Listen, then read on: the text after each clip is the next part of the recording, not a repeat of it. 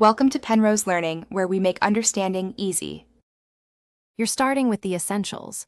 Sign into OneNote and open or create a notebook so your work saves to Microsoft Cloud.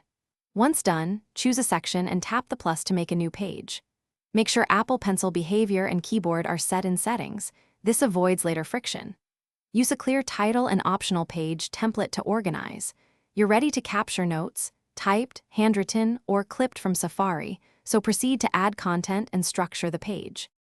Now add the actual content. Tap to type and pick formatting tools to create hierarchy. Headings make scanning faster. For diagrams or handwritten notes, switch to Draw and use the Apple Pencil. The lasso selects and moves strokes. Insert images or PDFs with the Insert menu, then resize or annotate inline. When you need follow-up, apply tags like To Do or Important so search can surface them. Once organized, create internal page links for quick navigation and keep sections focused. Finish by syncing and sharing. Use the Share command to grant others edit or view access and confirm permissions.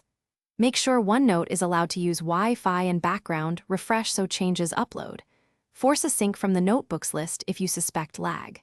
If a notebook doesn't appear or edits vanish, close the notebook and reopen it, sign out and back in, or export important pages as PDF to preserve content. This recovers most issues and keeps your notes safe.